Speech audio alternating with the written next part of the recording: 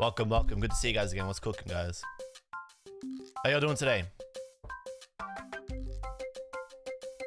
Julian's definitely got the tired eyes. I'm so wrecked from such a long weekend. It's actually crazy how, like, physically... I was gonna say mentally exhausting. I wouldn't really say... it is, like, mentally exhausting, but you kind of get used to it. It's so physically exhausting. It always blows me away. It had been a while since I'd done, like, a major, though. When was the last major? Last major would have been Perth. Sorry, stupid. Last major would have been Melbourne. And I was really wrecked from that. And I live in Melbourne. So to be tired and like being able to sleep in your own bed, but still being tired from an event, they're tiring. They're tiring events. They like absolutely sap it out of you. And I think also because like you're not really eating a lot during the day. So I did do a video for this. I'm just working through, obviously just editing. I just go back, I got back from Perth yesterday at about 5 AM and I kind of just like slept all day. I'm working on a video for Perth because I was like, well, I got this first of all. Oh, where is it? Hang on. I showed you guys. You guys have seen this, right? So like every YouTuber is pretty much just using this thing now. The DJI Osmo Pocket 3, right? So like, I love it. I actually love when it does that. So like you can use this and like really easily film stuff during the day. Like you can, like, you know, it does actually, so there's like a little joystick on it so you can like move it around and like it does like, you know, like flips itself around and stuff so you can like do the selfie stuff. It's actually really cool. It's a really cool little product, right? Not a paid bit. Pussio. So I took that and like because I took that, it was really easy to just like film the event all day. Have a nice day. So I got a fun video out of it, which is cool. But I'm still so wrecked from it. But it's gonna be back. That's why I got the tired eyes. Guy from the crowd, thanks for coming down, buddy. Darth Bean, good to see you, bro. As always, you king. Likeable Nimrod. How you going, dude? Hysteri, hello. Zabrak, I'm still trying to perfect Roaring Moon EX. I don't know why, but here I am. That version of the deck is actually kind of okay. Tim Franklin played it. And he did pretty well with it. I was going to play it, but I pulled out the last second. So, Pokelotto, thank you for the tier 1. King, it was good to see Pokelotto as well. I feel like we never properly hang out after the event though. We need to actually do a proper bev sesh. Like a proper sesh. That man stayed at my house. He knows my location. Do not dox. What happened to the beard? I don't like rocking a beard. It's not me. It makes me look like... It makes me look washed. Honestly, I don't like it because it makes me look washed. So I don't usually rep the beard. Z35 Dino, what's going on? Dino? Revel, good to see you, King. Thanks for coming down. Did I win Perth? I actually did not, unfortunately. It would be a way better stream and video if I did win Perth. What's the origin of your username? I don't know, it just sounds cool. I think. I like to think that it does. Blame the other Tassie flops. They all booked Sunday night flights. What time was yours? Mine was, what? Mine was like, what, 11:45 a.m.? PM? It was super late. Yeah, Perth is a really weird city. Like everything just shuts at like 5:30 p.m. Which is super grim. Like the city just like dies. It's very grim. How you guys been anyway? What happened over the weekend? I've been out of the loop. I am no longer chronically online. I'm so happy that I'm no longer chronically online. So I only see like bits and pieces of what's been happening in the Pokemon card space.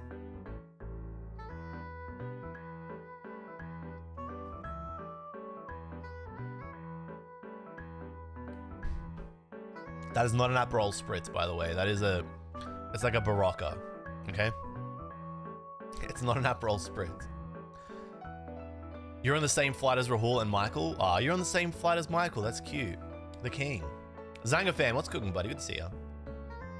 You pulled the Lana SAR. That's what happened over the weekend. That's big news, Delywits. That is huge news. That's actually major. Derpdino, good to see you, man. Meowscarada almost making top 16 was funny. I think the deck is actually good. I was going to play it all this week. I was actually going to play Meowscarada on ladder like this entire week.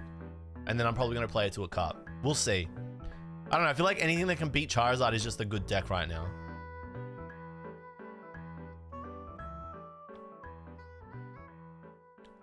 Jordan came back on Monday. Sorry, Jordan, I just doxed you. Don't dox me, but I can dox you.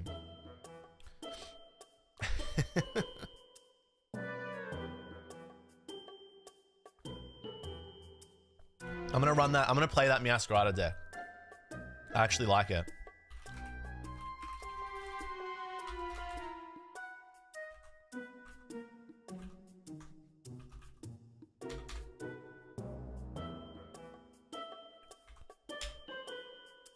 Got home at like 2 a.m. Yeah, mine got back at 5 a.m. It was extremely Grimithy. It was probably the most Grimithy thing ever.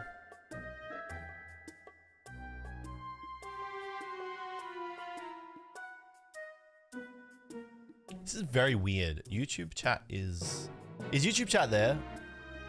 No, I can see it. I'm here. I'm good. Weird. Winterbox tonight? Where? Nah, no way am I going to Winterbox tonight. No shot. If there is a day 2, there is a Tassie Rogue deck somewhere, actually. That guy's super nice too. He was wearing a funny hat. I'm not gonna say what was on the hat. I liked it though. Thornberry? Nah, no way, no shot. I got basketball tonight. Okay.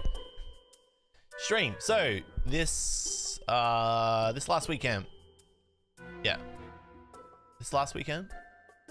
Thoughts on Slitherwing tech in Ancient Box? I'll share a better tech with you actually. A much better tech, Ben. I don't mind it, but I'll share a better tech with you. So this past weekend, we had Perth Regionals here in Australia. So Perth Regionals is our last regional for the season. We only get 3 regionals here in Australia. Obviously, we lost our IC, so that's kind of grim. So your route to invite is a little bit trickier. You only need 300 points here in Australia to get your invite. We have a lot of locals though. However, having said that, the local scene is extremely competitive because most of the local comps, like the cups and the challenges, are in Melbourne, and the Melbourne player base is like extremely sweaty. So even getting your invite through just league cups is tricky. So you kind of do rely on the regionals to get your points and stuff. So Perth Regionals, our last one. It was the same weekend as Orlando Regionals. So obviously Orlando Regionals a little bit bigger. Perth Regionals, no stream, which is actually kind of sad. And I really hope next year we do get streams because the events feel super flat. Like there's no vibe really. There's no like energy.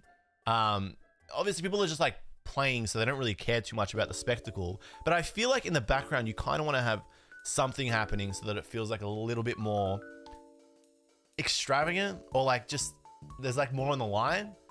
So that's a bit of a shame. Whatever the case, we had 257 players at the event, so it was a relatively small event because I know Orlando was the biggest regionals ever. You guys had what, like plus 2,000 players, which is a bit of a shame. Because in Australia we have like what, 10% of that? That's crazy. But the event is still tricky. Like it's not easy. I think some Australian players kind of discredit our regionals and like buy into the fact that the overseas competitors make fun of our regionals too. I feel like we shouldn't be self-deprecating about our own events, because like you still need to work through 9 rounds. You still need to win 6 at least to stand a shot at day 2ing. Granted, at this event, it was 19 match points and there were 4 18 match points that bubbled in. I think it was about 4 that bubbled out, but it's still not easy. So I feel like as an Australian player, you don't have to talk up how hard your event is, but you shouldn't talk it down. It is very concentrated down here. I mean, you have some of the best, all the best Australian players, most of them are based in Melbourne. Obviously, you got to get through Brent Tonneson. So, you know, Brent is no joke. And Brent showed that on the weekend too, getting like what? I think he finished the day with like 25 match points or something. That was day 1, which is a lot. He had like what, 8 wins? He had 8 wins and a tie. So, kind of cracked. Hey, good to see you, son of a merc. Thanks for coming down, man. You guys gonna act like the button isn't there?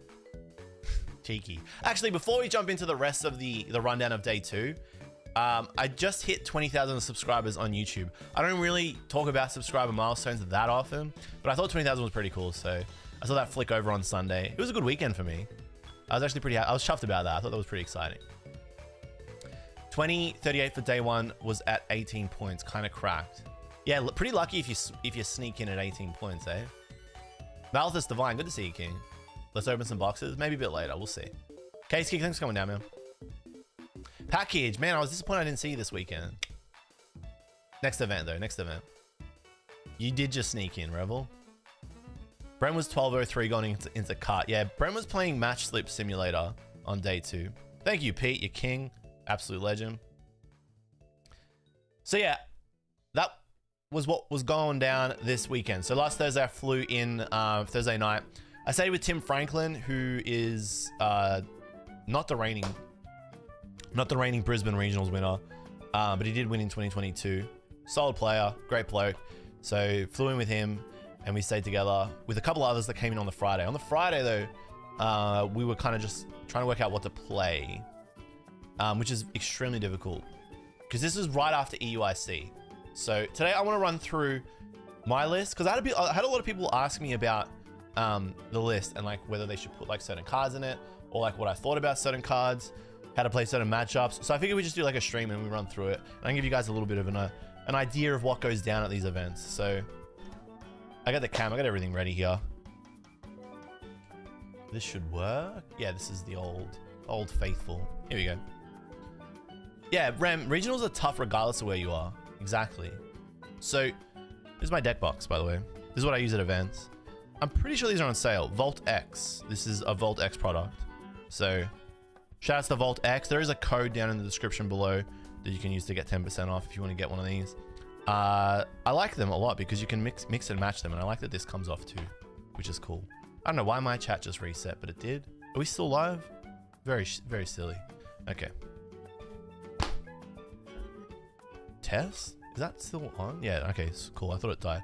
This is my old Lost Box list, which I kind of miss, but I'm not playing that these days because I'm kind of over Lost Box. This is my list. So on Friday, I literally had no idea what I was going to play. This is probably the least prepared I've been for an event ever. Even when I first started playing in 2022, Melbourne, what genre are national anthems? Significantly more than I did for this event. And it wasn't because I didn't want to prepare. I just couldn't. I didn't have the time. Obviously going to Japan took a lot of time out of my life working on those videos, but IRL just killed me. I got smacked by IRL. Work was just absolutely anyway, Japanese, right? Am I right, guys? I didn't prepare for this event as much as I wanted to. Also, because I wasn't going to EUIC, I think if I had gone to EUIC, I would have been more incentivized to prepare and play more. But because I didn't, I was like relying on the fact that EUIC was happening so I could just pick a list and take that into the event. But that is a very bad way to prepare for an event. Why no Vault X in Oz? They have not set up here in Australia yet, which is a bit of a shame, but I'm sure they'll get to it soon. So yeah, I didn't prepare at all. I was playing an Arceus list from Monday last week until the Friday. I can't share the Arceus list because 1, it's not my list. 2, it's still kind of underdeveloped. It's Henry Brand's list. So I was cooking a list with Henry Brand. He was cooking it and I was testing it and I was giving feedback. I liked it. I thought it was a good list, but on the Friday when I was practicing with Tim and I was not winning any games and I was just getting smacked by Dunsparce, Roaring Moon, and Future Box, I was like, this is just grim. So 7 p.m. I just changed lists. I messaged Formula 1 man. I said, hey, can you give me the cards for the Dunsparce Moon? And he said no. I needed like the Dunsparce, a penny, and a couple other cards, and he wouldn't give it to me. He said, don't play that list. Play this list instead. So this list is Joao's list from EUIC. This list came top 16. It's got one little change to it. Yeah, Formula 1 man said, no, don't play it. This is one of the cool little texts in it. This was actually really great through the event. Won me a couple of rounds, it was hilarious. But yeah, at about 7 p.m, picked up the list, never played it. I messaged Joao. I was very fortunate to reach out to Joao and Joao get back to me. And Joao gave me a bunch of information, just basically ran through like all the lines. So he gave me the word and then I played like 4 games with it. And then the regional was the next day.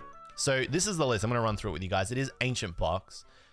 It is a very sick list. It's a very fun list to play. So Ancient Box, your primary attacker is this fella here, the Roaring Moon. So this is what we're calling Baby Roaring Moon, right? I like this card a lot because it's by Hungry Clicker. So every time I was playing it, I was like, I love this card. It just looks sick, right? Hungry Clicker is a goddamn machine. They're goated. I love the card. Let's take it out of the sleeve, actually. So Roaring Moon, the attack Vengeance Fletching is the only attack that you're really using. This attack does 10 more damage for each ancient card in your discard pile. So the whole point of the deck is to just get ancient cards in your discard and start building up the amount of damage that you're doing with Vengeance Fletching. And Vengeance Fletching is your main primary attacker. For 2 dark energy, it's actually really good because eventually the idea is that by the end of the game, you are hitting for 280 to 340, right? I think your max damage output in this list is 340 or maybe 350. I think realistically it is 330 because you need to consider that one of the ancient cards is going to be the active Pokemon with a future booster on it. So you realistically can't be getting that 35 unless it's dead and you're not using it. So the whole point of the deck is to just get ancient cards into the discard and start whacking. Mighty Rachel, good to see you. Thanks for coming down. It has been a very long time, eh? How you been, Rachel? So the deck runs 4 of these because this is your primary attacker, right? And then naturally it runs a whole bunch of ancient Pokemon in it as well. So Koraidon is another ancient Pokemon in this deck. The attack is okay. You kind of don't want to be hitting with this unless you have to. You don't really want to put it down because it can get counter catcher stalled. And like if you're playing against like Gardevoir and stuff, they can just like hit around it, which is annoying. And to do enough damage to knock out single prizes, you do need to kind of spread your board. You kind of don't want to spread your board too much in this deck in most matchups. It depends. Because if you go too wide, then you got too many Mons out, and then you have too few ancient Pokemon in the discard. So that's annoying. If you were spreading though, you would probably have like Koraidon, and then like Moon Moon Moon or Moon Moon Fluttermane, which you'll see in a second. So that you're doing at least 120. But hitting with this in the early game because you kind of don't have anything else is kind of okay. You know, just because actually in the early game, you kind of do want to just like chip damage early, but you would only play this if you had to. So if your starting hand was Moon and Koraidon, you would put the Moon down.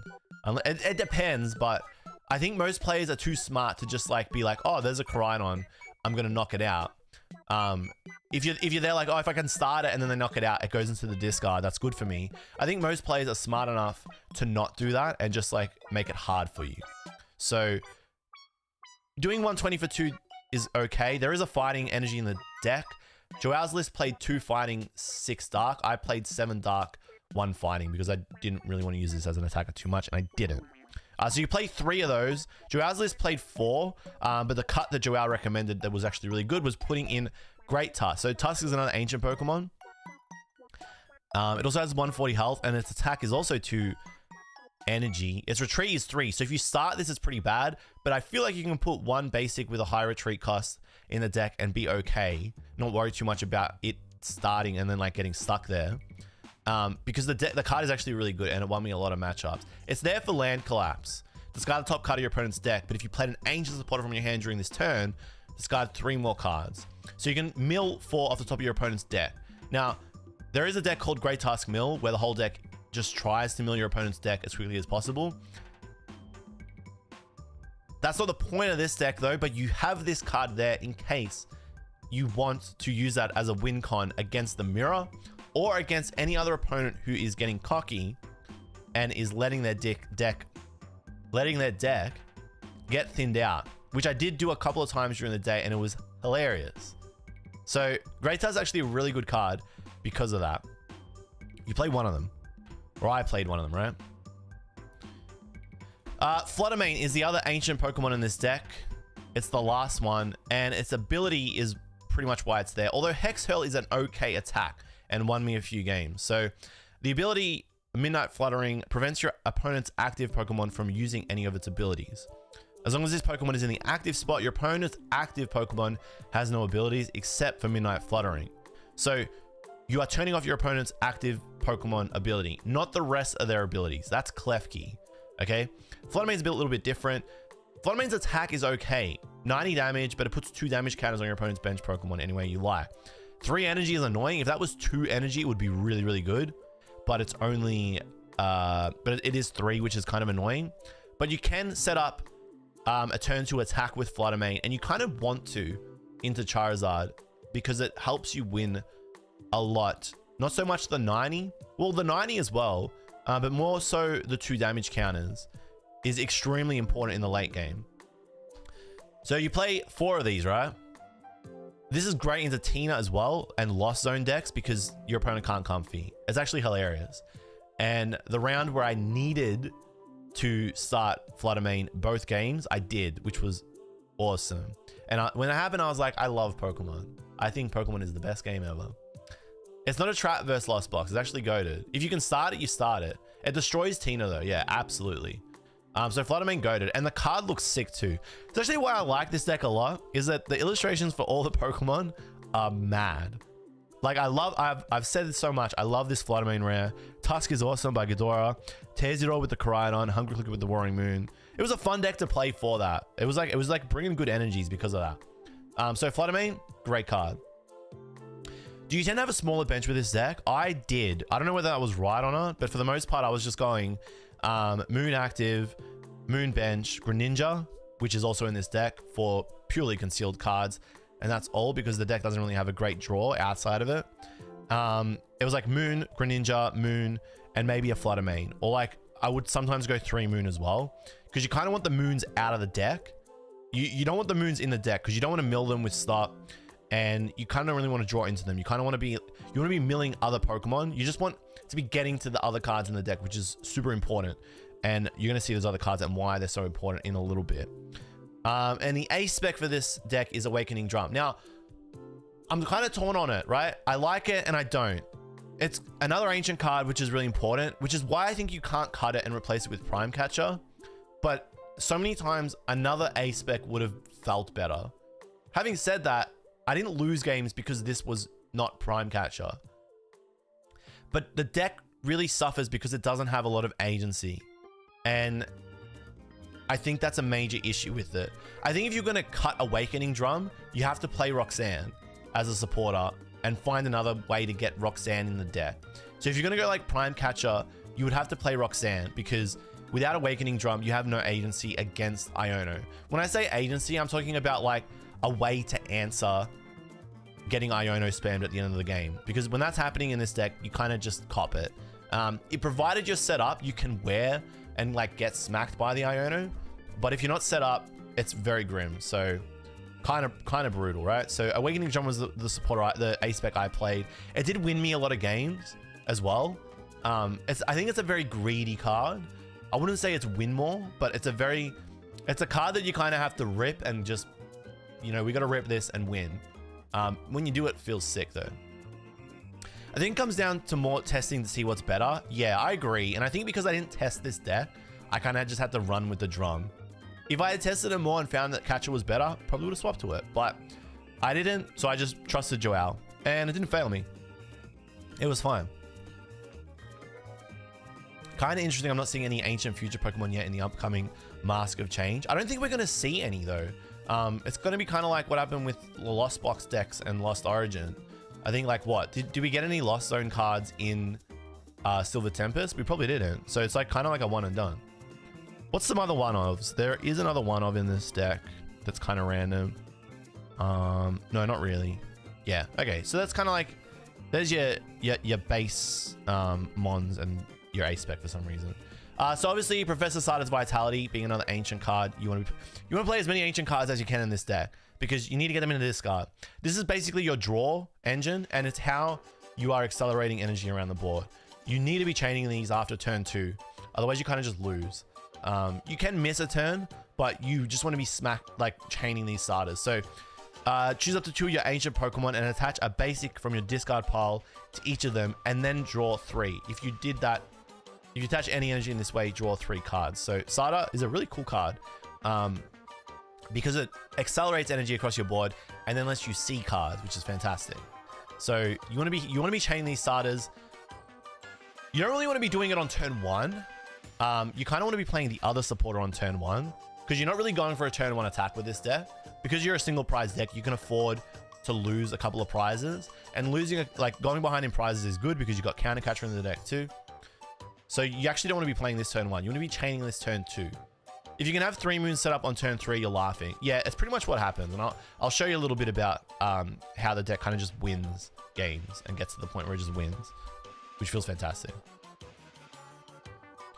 The other supporter is Explorer's Guidance. Now, I didn't have all the full art, so I had to play the basics, which actually wasn't too bad because I actually like this one. Hideki Ishikawa. Look at the top 6 cards of your deck and put 2 of them into your hand. Discard the other cards. This is a terrible card. This is a horrible, terrible card. I hate this card so much. It's so bad. It's a worse Colress. It's a worse Colress. It's Colress from Wish, really. It's terrible. It's really bad. But you have to play it because you need to get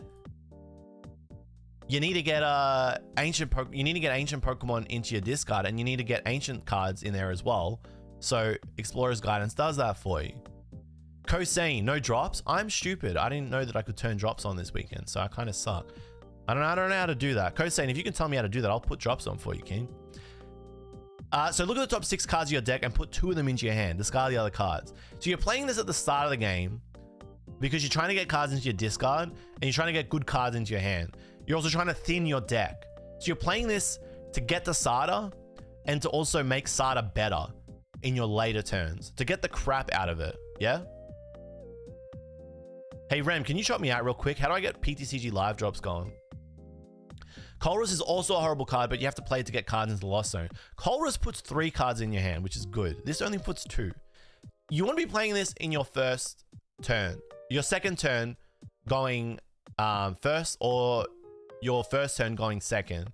You want to be ripping this as your main supporter. You don't want to be seeing Sada. If you do see Sada, it's okay. I just don't think you really want to be accelerating energy to a Pokemon that's likely to get knocked out. So like into Arceus matchup, let's say you play a Sada and you accelerate the energy to it. If you don't have the Ancient Booster Capsule, Arceus is just going to one-hit you, and that energy in that Sada is kind of wasted. Getting the 3 cards is good, but you want to be maximizing the use of Sada accelerating energy on the board. Same effect, different card, stupid card. Dude, this is 2 in hand, 4 in discard. Colress is 3 in hand, 2 in discard, or Lost Zone. So Explorer's Guidance. That's what it does. 7 cards in your hand is good, but you can't play Research. The other supporter that I played in this deck is Boss's Orders. This is like the only card that gives you any agency in the deck. I would have liked to have played a Roxanne. Boss was good. I don't know if Roxanne is better than Boss. I feel like it is. Because the deck just wants to be hitting whatever's in front of it, and you don't want to be playing like Boss. You want to be playing Sada or Guidance because you're going to play a 1 supporter per turn. Gonzo, good to see you, man. Is this what you brought to the regionals? It is, King. It is. So, yeah, maybe if I was going to swap anything, I would have made this a PTCG live. Sorry, guys. My brain's elsewhere.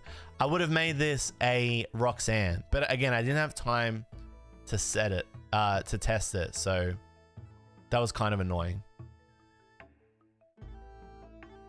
FYI, Explorer also worked in Greavard deck, a mega lol. I currently don't have any open reward campaigns for PTCG Live. Sorry, I didn't turn them on, so we cannot chop that for you guys. Omega was a spectator just for you, Hanson. Is this Los Angeles Regionals? I still am not a lock, but I'm close to. I don't know. We gotta work it out. Good to see you, Mitchie. Hang on, buddy. You play Power Pad. This is important because the deck doesn't really have a lot of cards that can refresh the deck. This is why I didn't like Great Tusk Mill. Great Tusk Mill, you're trying to mill your opponent's deck.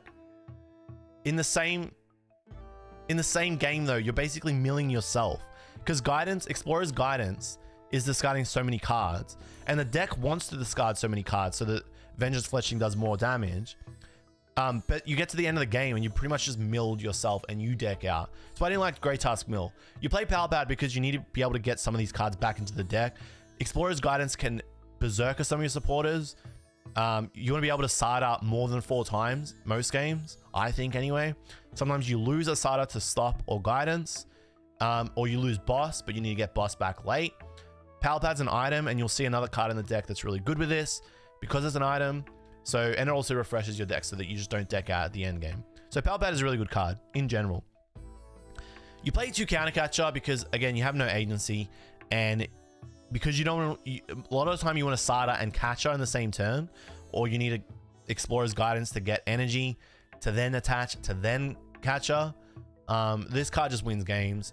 Because you're playing behind so much as well, it's a great card because it's always online. You're playing behind until the end and then you just win. You're pretty much just playing behind in prizes the entire game until the last turn or two where you take, you know, you're knocking out 2 prizes. So Catcher, great card. I play 2 gold ones just because it makes it easy to search my deck. And when I see them, it makes me happy. You're playing Pokestop in this deck. Where is the other 2?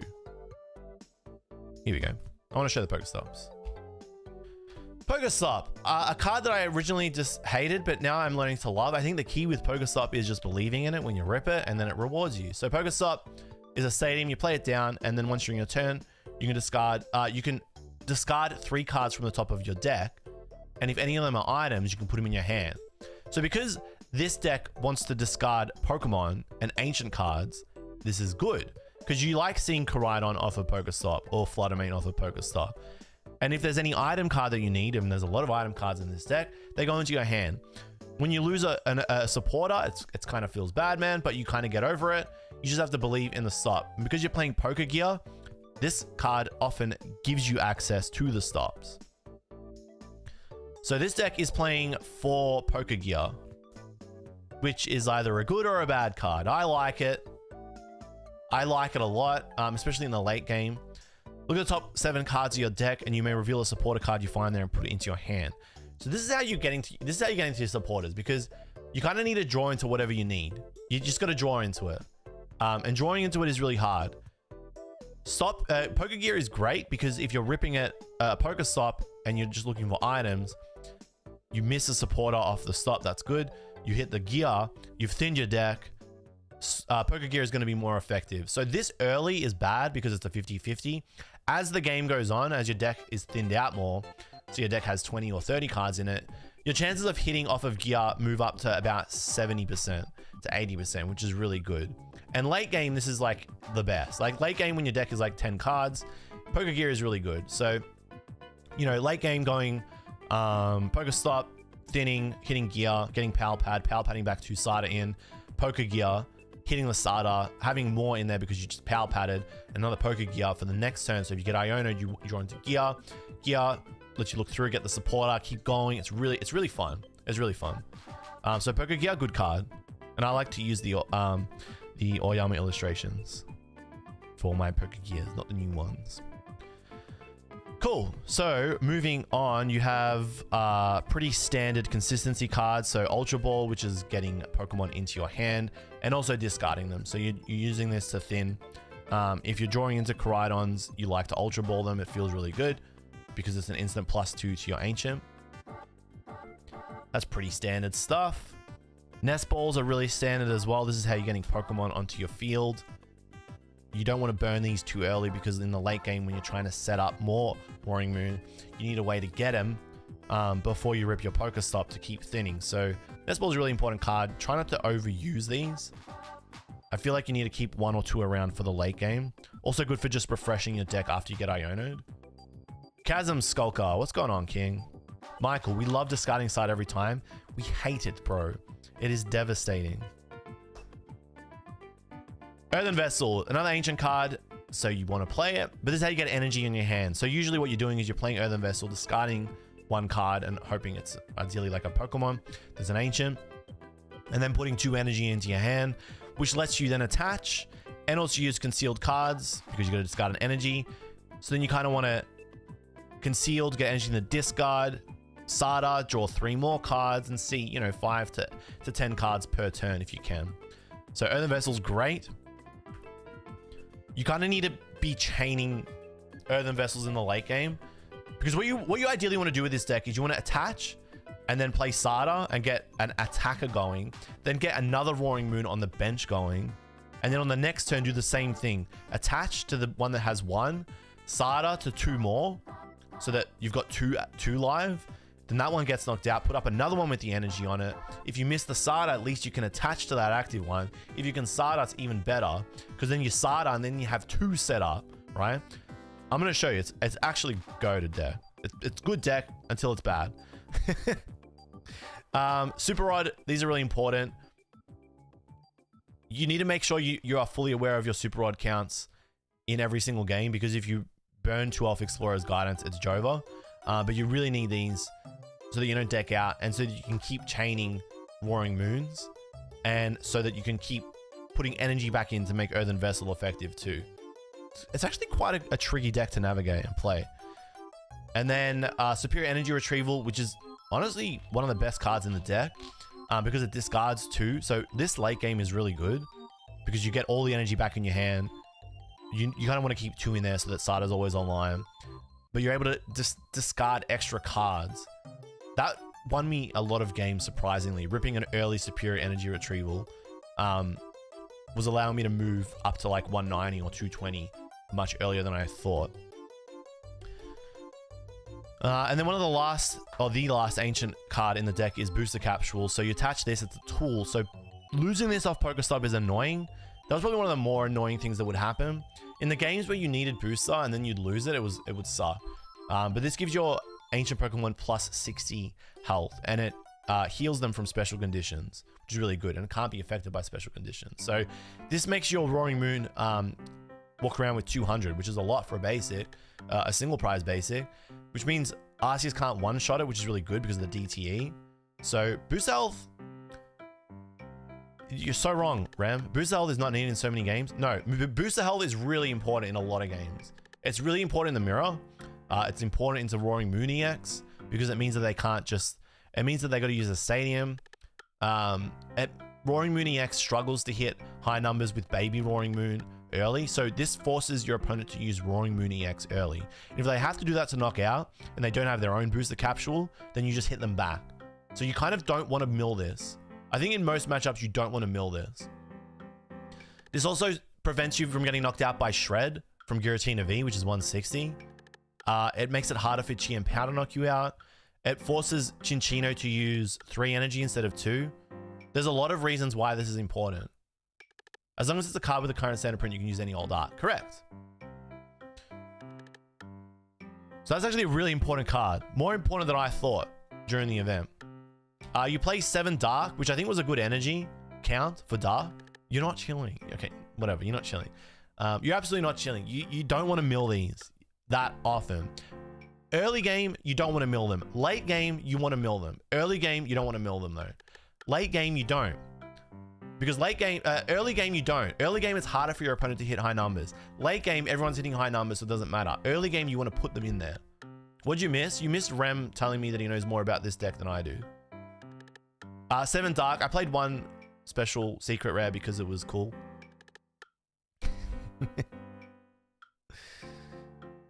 Can you go over this quickly for me, bro?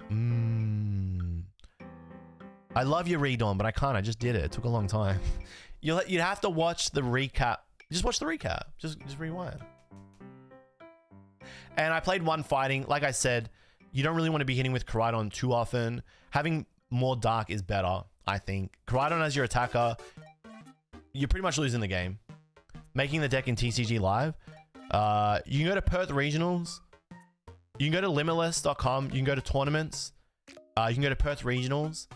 And you can just find me, Julian. And then you can just copy and import straight into Live if you want the list. Because I came 31st. That'll be the easiest way for you to make the deck in Live.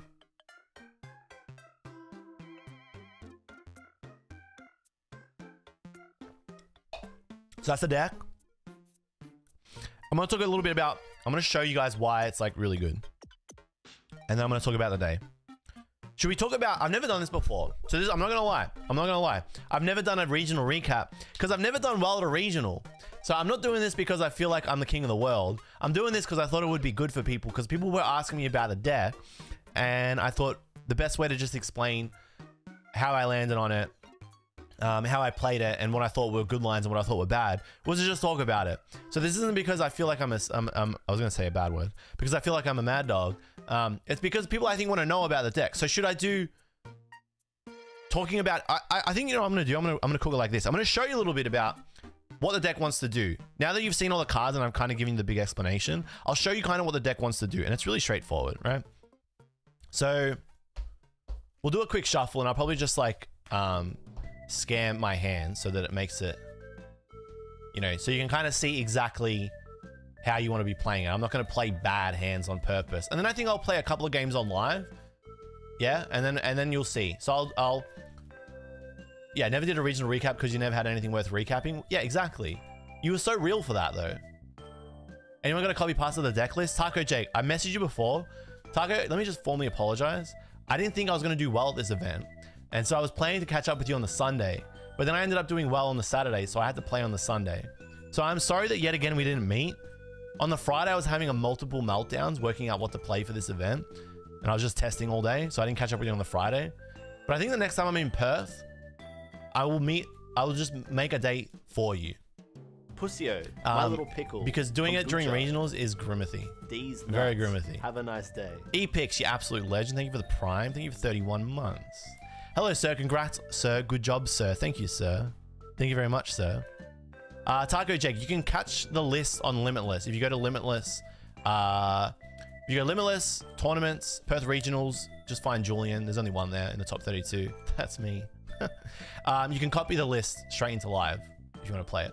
Next goal for JLUV is to make top 24 and top 12. Next goal is to like minimum top 16. But I really want to win one of these goddamn events. I'm tired of, I was tired of not day 2ing. Now I kind of want to like do a little bit of damage in day 2. So let's say we're going first. So I think the deck just always wants to go first. Going first is just really good. So you kind of just always want to go first because you're not really attacking on your first turn. I thought you'd want to go second because you want to be able to just play a supporter as quickly as you can. But that is not the case. You kind of just want to go first every time. I'd like to test more to see if maybe there are some matchups where you go second, but yeah. So let's say we draw for turn. How would I play this? I mean, the hand's pretty miserable, right? But you kind of just want to get, another Pokemon. You kind of want to get Greninja at this point. This is kind of awkward. So I think I would play Pokegear just to avoid, because I'm going to rip the Pokestop, right? So I'd play Pokegear to avoid losing a supporter. So you see the top 7. You grab a supporter. You put it into your hand. You shuffle your deck. But you can't play this, right? And this is kind of what you just want to be doing most games, right? Then you hold that, and then you'd rip the stop, right? Because you do want to see a Greninja, but you don't want to burn too many of these cards. Like you don't want to go Ultra Ball counter catcher because you don't want to lose the counter catcher too early. It's okay to just start milling. So you lose the Greninja. So let's say you don't lose the Greninja. Great. So now you're absolutely chilling, right? So this gets discarded, which is annoying. Then you can Nest Ball for the Ninja. If that happened, you'd be crying, right? So then you get the Ninja out. Then you can like, you can maybe put, I think here you'd put energy in the discard so that Sada's online for the next turn, right? And you'd get some dark energy out. Let's just say you stack your decks to Ninja. I mean, the chances of you milling Ninja, it's like a 1 of, and you have that many cards in your deck are very, very low. So, you know, for the sake of the exercise, chat, come on, bear with me a little bit, right? And then you would just concealed. You'd get 2 more cards in your hand. So there you go, you're kind of chilling. So you got a supporter for next turn. You got Pokegear for the next turn. In case you want to see a Sada and you don't want Explorer's Guidance. This turn is like entirely fine. You're not getting one shot on your, you're not going, this isn't getting knocked out by your opponent going second on their first turn. So you're fine, right? You're fully chilling. And then that's like a good first turn. That's like okay first turn, right? Then you'd probably be in a position where you want to start attacking on the next turn. So you draw. And you have a couple of options here. So you could fish for Sada and guarantee the attack, and then rip a stop. Or you could go for Explorers again and start getting more ancient cards in the discard. So it's tricky. I think you'd kind of want to rip the gear, but you don't want to go burning too many gears too early.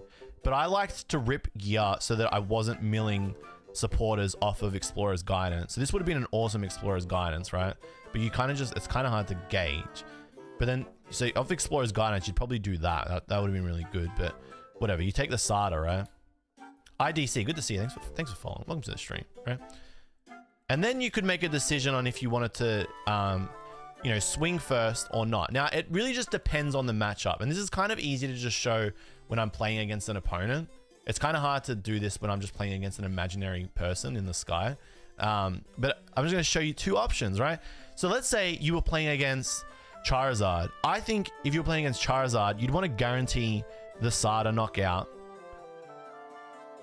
Maybe. It actually really depends, because This was the hard thing. Against Charizard, it was hard to gauge whether you went for it or not. I think you actually just want to go Guidance, get another Moon up, and get another Energy, and then go from there. I think is really what you want to do. So, and you want to start thinning. If you can, you know, if you can put a decent amount of damage on Charizard here, they're not likely to Turo it, which is what is the big difficulty when you're playing against Zard. So I think going Sada is like Coward. I think that's playing scared. Because if you Sada and you don't get another Moon, you kind of just lose. So you'd go Explorer's Guidance here, right? But maybe I think at this point, you would just actually commit. Yeah, so you can't rip these 2 Ultra Balls too early because you need them for the later game to keep thinning out Mon. So I think you're going to pray for a what do you call? I haven't ripped the Stop yet. So I think you'd actually rip the... how many Nest Ball are we down? This is the... this is what I mean. All right, so we're only down 1 Nest Ball. So I actually think you would rip the... I think you'd rip the Guidance, right? So you're already instantly looking like this, and this is good. This is fine. This is actually totally fine. So you just take those. That's actually a really easy one. Maybe there's an argument for taking the Vessel, but I think getting 4 in the 4 Ancient off of the what do you call it there? Oh wait, I needed the Energy. Oh yeah, so you kind of have to lose the you got to lose the Drum there, and that's fine. So you take the Vessel, you lose the Drum, it's whatever. You know, life goes on. And then you go like that. And then you get a couple of Energy out. You have to just accept that there. You lose the Drum. You can lose the Drum and it's not game losing. I think anyway. I would sometimes do that and it was fine. Drum is there for Iono, but if you get set up, Iono doesn't matter. So you'd put that down, you'd attach, and then you'd hit. And then you'd hit, and then you're not likely to get Iono too many times into Zard. And then you can see right here what's happening. So like, let's say this gets knocked out, right? So that goes, right? You lose that, you promote. I don't even think I concealed that turn, but whatever. So there's so many things, you know, you're here now, you're flying. So like, now you go like, Ultra Ball away that, and then that. And you'd get another Moon. And like, you're fully flying here. Like, this is actually like the perfect, like first 3 turns, right? And then you can, you kind of want to hold the gears for later because I already think I'm down a few gears. I'm probably down 2 gears. Yeah, down 2 gears. So you don't want to burn the gears right now. And then you Sada. And like, this is just such a great turn here. And then you draw 3. And then you can rip a Stop. You lose those. Against Charizard, the booster doesn't matter. You're fully, like, you're absolutely Bing chilling here. I would, because I got the Rod in my hand, I would Concealed. And at this point, I just want to be seeing like a lot of cards that give me something more. So I'd then Rod in like that, the other Moon. And then those energies there are fine. I think at this point, I would put in more energy because I want to get more out of, this is actually such a great turn. Get rid of Fluttermane, put 2 energy in my hand. I don't know if I rip the Stop this turn, but this is like pretty much what is going on right now. And you're like fully chilling. I think I concealed. Did I conceal? You probably just concealed again. Conceal twice in 1 turn. Don't do that. There's your Sada for next turn. You could burn another Koraidon if you really wanted, though you kind of want to save a couple of Vessel. And then you'd attach for turn. And then that gets knocked out, and then you just keep looping. You draw. You know, this is your next turn. You stop to get Nest Balls. You get both. You're so, like, see what I mean? Like, you just, this is what the deck is doing. You're just flying, right? And this is what it does. It's just, yeah. So you get the idea, right? It's just flying. It's absolutely flying. The deck is really fun. I think it's better to show you how it wins through playing games rather than me showing, but that's just a quick rundown of what the deck basically does. But if you can just keep getting Moons out, and I think at this point you'd have 3 Moons out because you'd like Rod 1 back in and then like put these back in, and then you'd put that out. These would be in there. And then you'd, what would you do? You'd get rid of the Koraidon, right? To get the 2 energy because you don't want to draw into them off the Sada. Then you'd Sada. I think there's energy in there for Sada. 1, 2, right? And then you've got an attach for turn, like you're drawing 3. you just have so many cards in your hand. And like, let's have a quick look at what I would be hitting for at this junction of the game, right? So this is pretty much your late game. So you'd be hitting for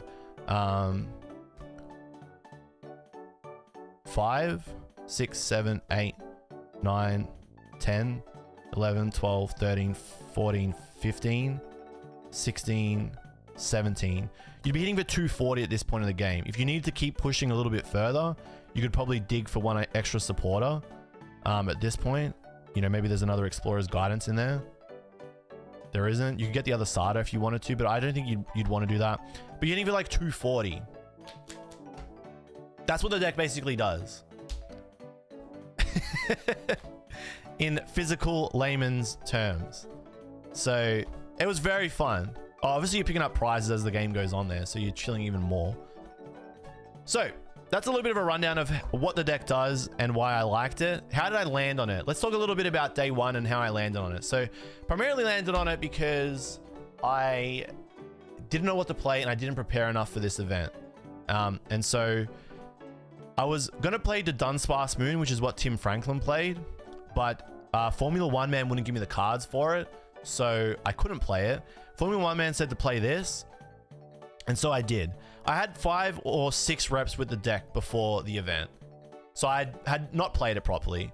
I hadn't played much of anything. I just went into the event knowing what the deck did, and I took my fundamental card and game knowledge into the tournament with me, and I just had to rely on that, which is what happened. So my first round opponent was a Chien Pao. This is on day one. So first round I played against Chien Pao. Chien Pao is completely free. It's like the freest matchup for this deck. So, you know, being able to hit for 220 is super easy with this deck. You're hitting 70 base damage. 220 means you're gonna get 15 in the discard. That's really easy. You know, the first turn, you're just taking a knockout. You're getting knocked out yourself. After that, you're kind of flying. They can't heal the damage either. So because they can't heal the damage, they're getting owned. If you're knocking out like a Baxcalibur as your first attacker, that's really good. Because 9 in the discard lets you do 160. But if you're hitting out like a Frigibax early, that's easy because it's 70. You know, more often than not, your first turn attack is like between 90 damage and 120 maximum. Like you're getting 5 Ancient in the discard. So yeah, Chien Pao, that was kind of free. They were playing Palkia V-Star as well. So because they were playing Palkia, there was another easy way to get 2 prizes at the end of the game. By the last attack, you want to be doing 280. That's 21 in the discard, so that's kind of fine. So Palkia V-Star, that was a 2-0 win. Hate to be a prick, but Limitless doesn't show the full deck and I'm short 4 cards? Really? That's super weird. Let me get it for you real quick.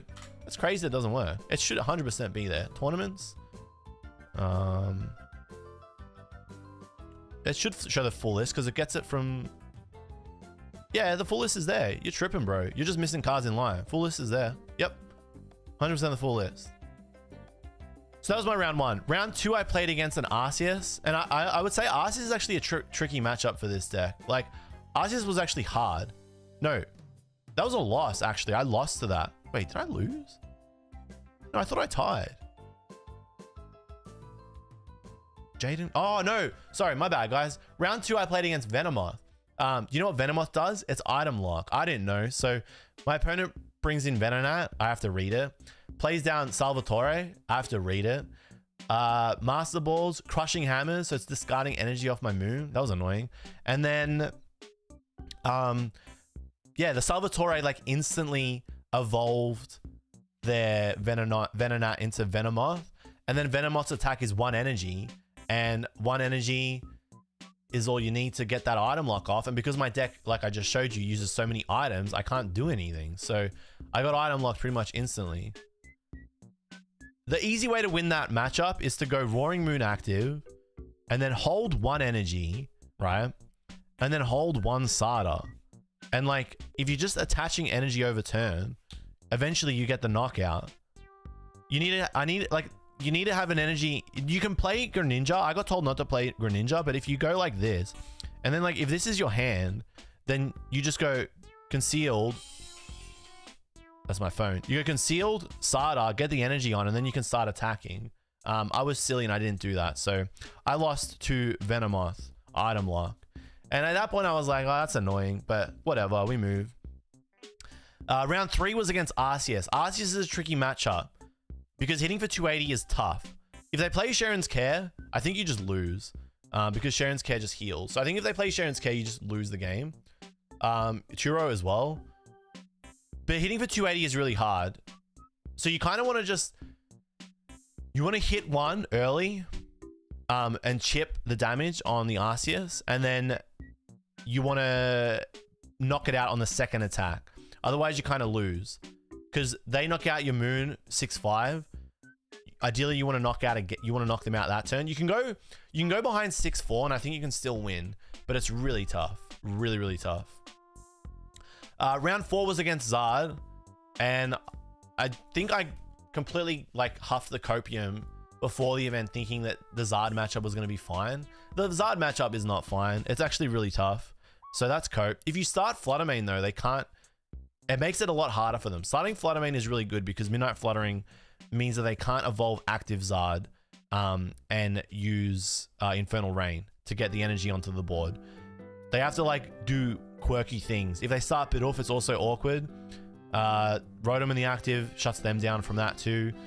So starting Fluttermane is okay. I think if you start Fluttermane, you kind of want to get an energy onto it, right? Because they don't knock it out. You want to get Moon down, and then you want to get Greninja down, right, on your first turn. This is like the ideal first turn into Zard, I think, anyway. Because if you do this, you're kind of able to get 90 on the board early, and then you want to have Sada in hand, right? This is your first turn, so you get all this going, right? And then you kind of want to go like Concealed on the next turn, draw your 3, Sada, and then if you hit like a Earthen Vessel, you can then get more energy, and then attack with Hex Hurl. Obviously, with the Sada, you want to be getting the energy onto the Moon as well. So if you get 2 in the off of the Sada, this is actually a really good turn. And then you attach one from hand, right? And then you do 90 to whatever the active is, which could be a knockout. But more importantly, you get to put 20 on your opponent's bench. And if you do that, you soften up like Pidgeot, you soften up, you put 20 on like a Charmander maybe, and you're basically reducing the amount of damage that Vengeance Fletching needs to do later on by 20, which is extremely important. It means you need 2 less Ancients. So that actually gets you over the line. Also, they're not, let's say you Midnight Fluttering, you Hex Hurl into an active Charizard EX, right? They're not gonna, what do you call it? They're not gonna Turo 90 damage. Like they've got Turo so they can heal. They're not gonna Turo 90 damage.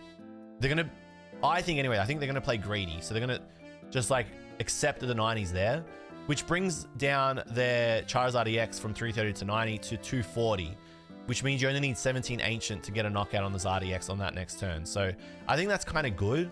Also, if they knock out the Fluttermane and you have Counter Catcher, you can Counter Catcher something else and knock it out.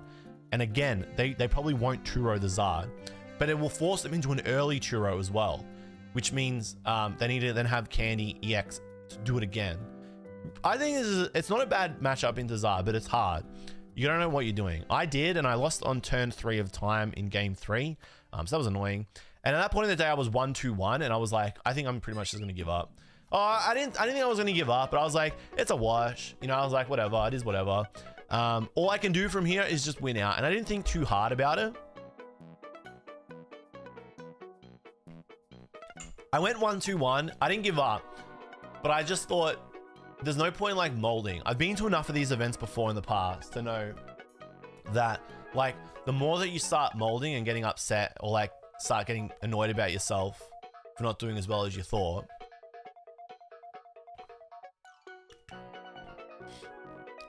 the worse you play on the day. So I think I've kind of learned that you need to just like lock in and like trust yourself. Excuse me, guys. Aussie AFK, thank you for the follow. Welcome to the stream, King. So I went 1-2-1 and it was basically just win out mode. If I wanted to make day 2, I had to just win the next 5 straight, which I've done before. The last time I did that was Worlds, funnily enough. So had a lunch break. Round 5, I played against the Mirror, which is made significantly easier by this card, which I was showing you guys before. So this is basically why you play the Tusk, is for the Mirror, right? Aussie AFK, how we doing, man? I was your round 3 opponent over the weekend. Hey, what's going on, bro? Silas. The Arceus. I was just talking about that. I was just talking about how hard it was to actually get through that matchup. And that Silas, not Silas, well, you are Silas. That Arceus is just like such, sorry, I doxed you, by the way. My bad, dude. I always do that. Arceus is like such a tricky matchup. It seems okay, but it's hard. Especially if the Arceus is playing League Headquarters. If you'd played League Headquarters, you would have cooked me. So, yeah, Arceus is a really, really tricky matchup. Really tricky matchup. I played against a League Headquarters on day 2 and it smacked me. I don't think it's free. I don't think it's free. You didn't play Sharon's Care though, did you? Hey, different fight. Good to see you, man. Thanks for coming down to the stream. It's Vanguard, aren't you? It's Vanguard. I don't know anything about Vanguard, but I know you're the Vanguard guy. Thanks for coming down, bro. So yeah, round 5, I just had to lock in and I had to win 5 straight. And so that is pretty much what I did. The mirror is fine because of Great Tusk. So you're both milling each other. You're both milling, sorry. My bad. You're both shredding through your deck. So both Ancient Box players are just like churning through their deck. And then by the last turn, like turn 6 or 7, there's very few cards left in the deck. And you want to be in that position because you want to be drawing into the last good cards that you have. So in the mirror, this card is absolutely devastating because it will just mill those last cards. Now, in the mirror, when I played against my round 5 opponent, I didn't need to do that. My opponent played Roxanne, which was crazy. And I wanted to play Roxanne. And I reckon if I was going to play Roxanne, I would say that the boss's orders is the cut. But I didn't. But I think Roxanne didn't matter too much in the mirror because you thinned your deck of so many of the fluff cards that by the end of the game, you're just drawing into what you want anyway. And then you're kind of fine. Do you get sharking by players? I did. I got sharked so hard on my round 9. And I'll talk about it in a bit. But I did get sharked extremely hard. It was hilarious though. So round 5 was a win. That was good. 2-2-1. Round 6, I played against a Giratina. And this round is hilarious. This was actually hilarious, right? This is so funny. What do you think about the skill level required to start playing this? Younger brother's looking to come back to playing and eyeing off Ancient Box. I reckon it's good. I reckon it's not too hard. It's not too easy though. It's somewhere in the middle. And I think if you understand card game fundamentals, it's good. I recommend it. It's not too hard. I don't think it's too hard of a deck to play. It's a good starting deck. And it's kind of forgiving because it's a single prize deck as well. Like, you don't get punished as hard and lose as quickly. You have time to build up. Skill floor is low, ceiling is high. Yeah, I feel like that's kind of what it is for this deck. It's definitely a good deck to pick up. So round 6 was against Tina. Now, I did the thing, right? I did the thing that you're supposed to do. I started the Flutter Mane, which shut down their comfies. But that doesn't matter when they're just drawing Colress every single turn. So even though I had started the Flutter Mane, they were able to build up their Lost Zone very quickly by just Colressing the crap out of me. Now, I was losing game 1. Like, I should have scooped it early, but I knew that there was a line. As long as I didn't miss a turn, I knew that it was going to be fine. When I missed the turn and it became probably like a 90% chance of losing, I stuck with it because I saw one last line, okay? And this is so stupid. And I think in hindsight against a better player, and I don't mean this to be disrespectful to my opponent, I just think that I was able to tell from the way, okay, this is going to sound, I don't want this to sound arrogant or rude, but this was my thought process in the match. So my opponent's playing Giratina, and I've played a lot of Lost Zone, right? So I would like to think that I'm a good Lost Zone. I am a good Lost Zone player. I'm a good Lost Zone player, so I know how the deck works. And when I was watching my opponent, I could see that they were kind of misplaying, or like they weren't playing optimally. I wouldn't say misplaying because they were winning, but I would say that they weren't playing optimally, right? So when I noticed that they weren't playing optimally, I thought to myself, there's probably a line here that I can take that would win me the game that is also really funny. And because it was funny, I wanted to go for it. And I'll tell you the line, right? It's very straightforward. You're going to think this is so stupid. So my opponent wasn't playing Super Rod at any point. They kind of were just like, they just kept like punching me and laying damage with Sableye. So I was looking at their deck, right? And I could see that their deck looked like this, right? They had all their cards in their hand, basically. Their Lost Zone was like probably at like 12 or 15. And they had like 15 cards in their hand. But their hand looked like this, right? They'd already Lost Zoned an Iono. and there was a Roxanne gone as well, and a Super Rod. So I'm like, okay, there's only a couple of things have happened here, right? They've prized the other Super Rod, or they're just not playing it. And if they've prized it, I can win. And if they don't play it, I can also win. So I had to go like full poker face. This is actually so funny. The deck looked like this, right? You guys saw the Great Tusk, yeah? Great Tusk lets me mill. If your opponent goes to draw for their turn and they can't draw a card, they lose. So I could see his deck. It looked like that. If I picked up his deck and I fanned it out like this, it gives it away instantly, right? Because they can see like what I'm doing. And then at that point, they probably Super Rod. So I just let my opponent keep laying damage on the board with Sableye. I was trying to get, what did I have? I think my board looks something like this, right? I was trying to get the booster capsules because they were pretty important. But my board basically looked like this, right? And he was scratching his head being like, what is bro cooking? Like, what is he cooking, right? So this is what my board looks like, right? So the booster capsule means that I have 200 health, which means it's harder for my opponent to Sableye me to death. I was on 4 prizes, so if I took another prize, I open up Roxanne. So I shut down Roxanne for them.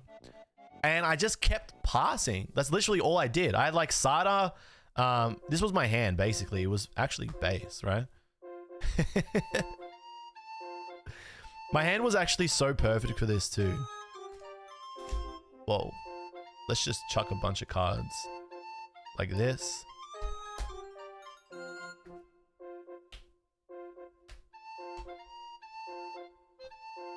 So I'm just like sitting there. We're gonna make sure that this fella is there.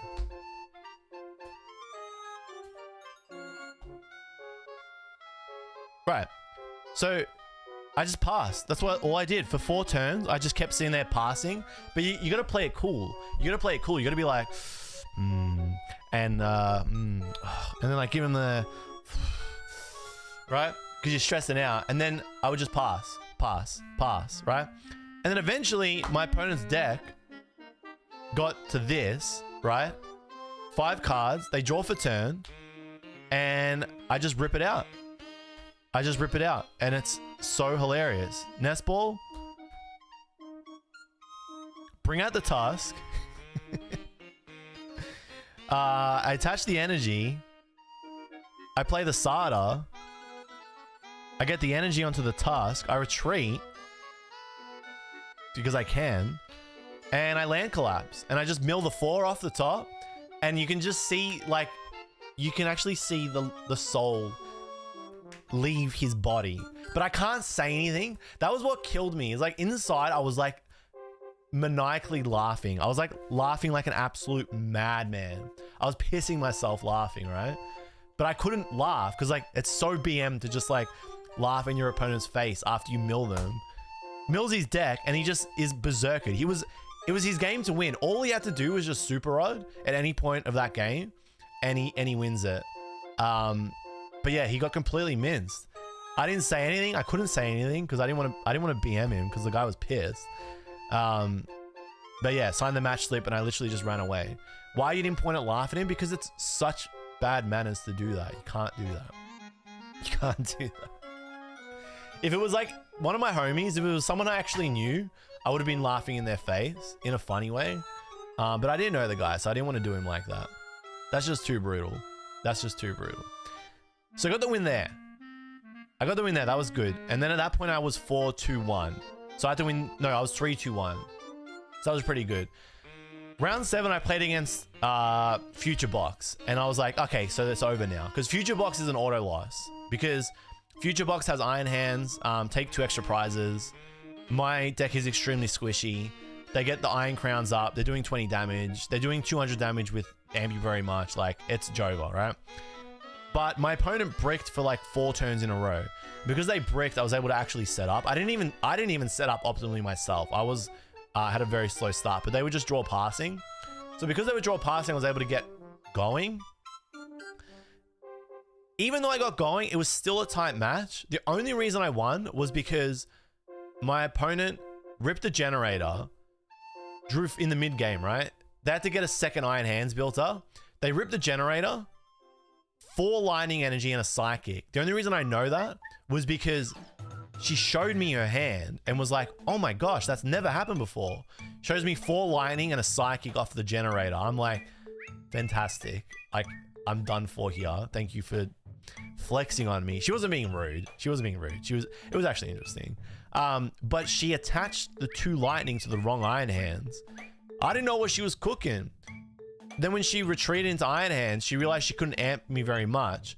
So she had to settle for arm press, which put her on 3 prizes, which meant she had to win in 2 turns. I could win in 2 turns, and I was going to get there before her because I was on 3. So she just misplayed out of her win. And yeah, I took that one away, which was actually really good. That was the really bad thing about this deck, and I will say, is that because it's a single prize deck, it's slow.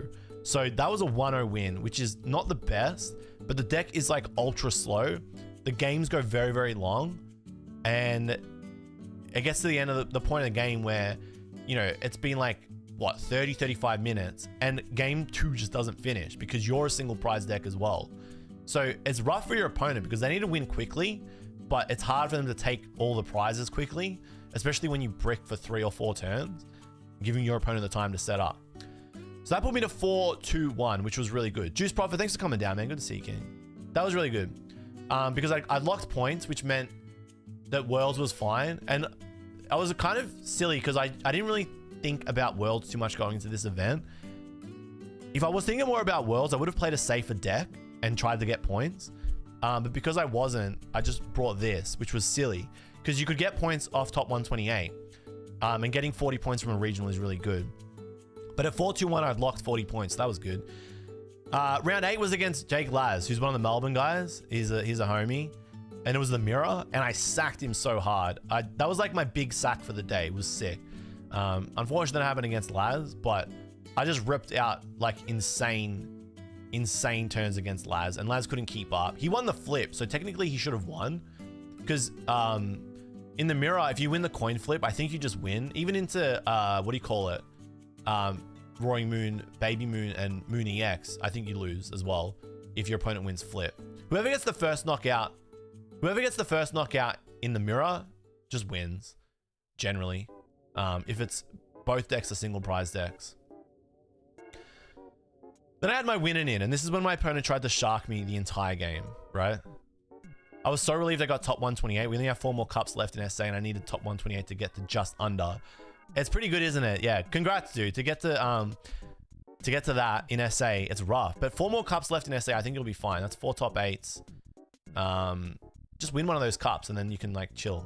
You got challenge finishes, right? Let me have a quick sip, guys. Metri, just coming in to say I'm so proud of you. Thank you, Metri. You too kind.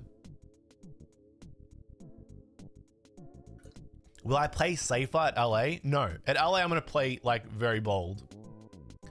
Because my invite's locked up. I'm at 271 out of 300. So my invite's locked. I'm chilling. Yeah, I'm going to play bold at LA. Not playing safe. I think it's wrong to play for points, personally. I think it's a bad way to come into an event. You got to play to win.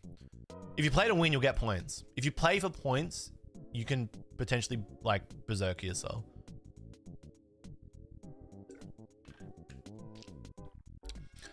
I think Bird Control is a good technical deck that will teach you the matchup at the least, but it's hard to say what to play for NAIC without seeing the rest of the cards.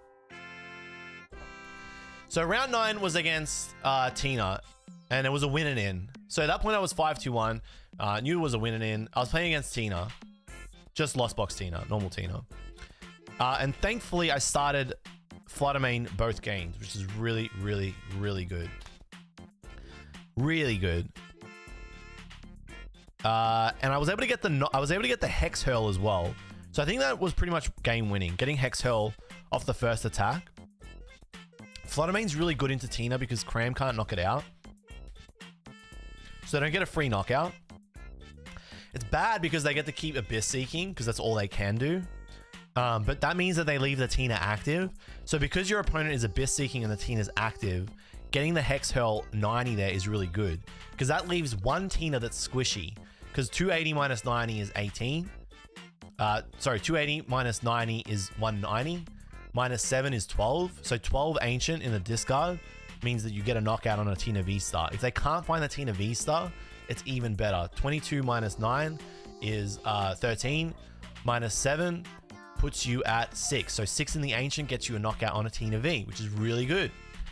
So I think Hex Hurl into Tina is very important because it makes one Tina squishy, which means there's 2 prizes that you can eventually knock out with just the moon, while you build up more Ancient to get 19 Ancient so that you can one hit a V-Star to close out the game.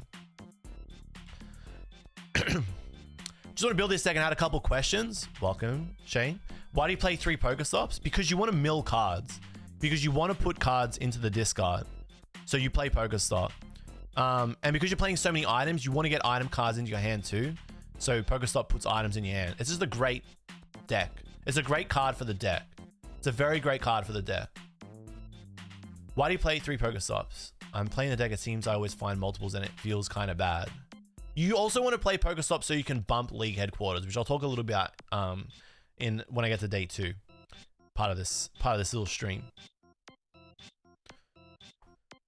So yeah, basically my opponent just like instantly sharked me because we had a mix up. Basically something happened during setup and 3 judges said, no, it's resolvable, it's fine. But this was before the round even started. And he kept trying to push for a DPL before the round started, before the game started. If I get a DPL before the game starts, I just lose because it's 4-6. I don't win, right? So thankfully, I didn't get the DPL. That was good. And it was just resolved as something that you could resolve, which was good. And I had a good game. I started Flood Main in the active and I was able to do the Hex Hurl move. Made one squishy, knocked that one out because you're playing from behind, so counter catch is always on, and then was able to close the game out by knocking out a V-Star and hitting it for 280, which was sick. So that was cool.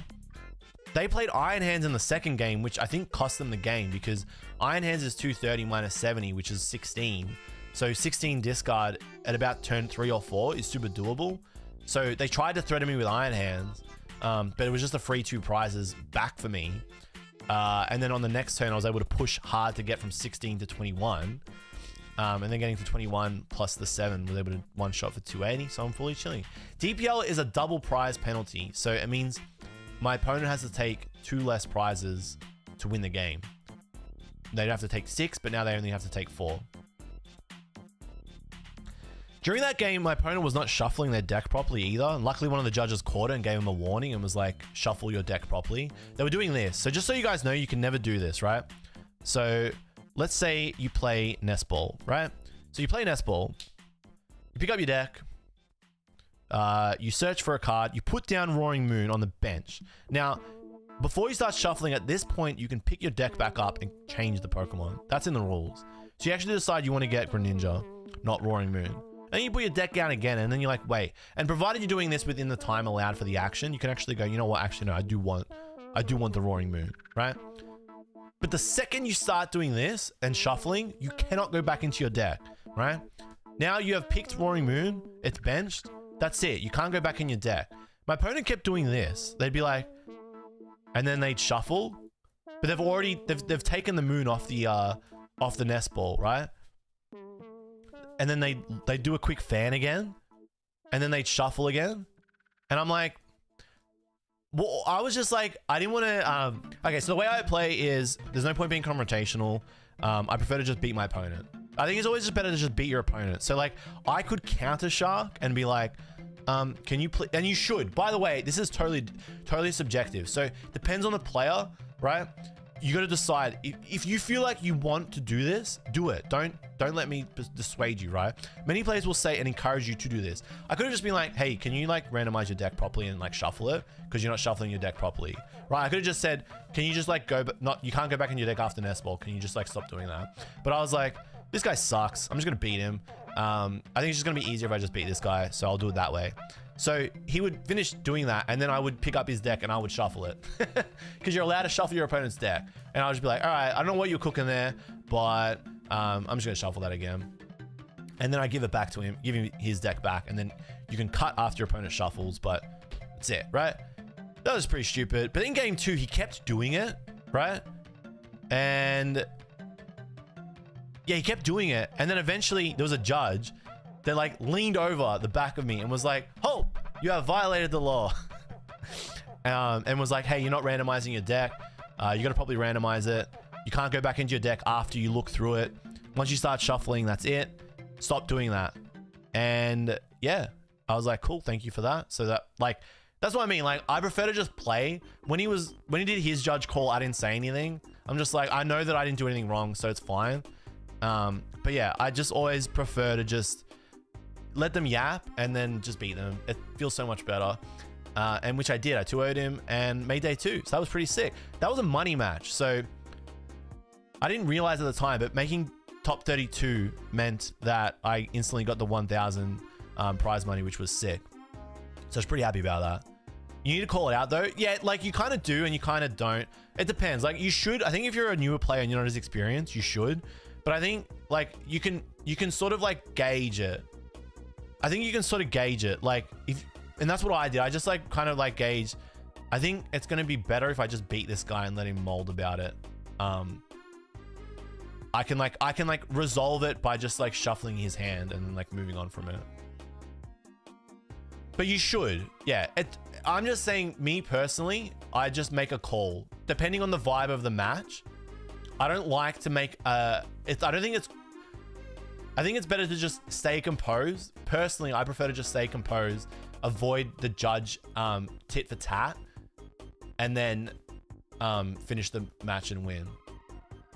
Your op called judge on you. They did, but I didn't want to make it a big judge match. You know what I mean? Like, because then like, but it just super depends. It just comes down to personal preference, I think, at that point. But don't just borrow my preference. You know what I mean? Don't do what I do just because it's me. That's just, I think just because I'm a bit more experienced now, I prefer to take it that way. Whereas if I was not experienced, I would just 100% call the judge and be like, this is super sus.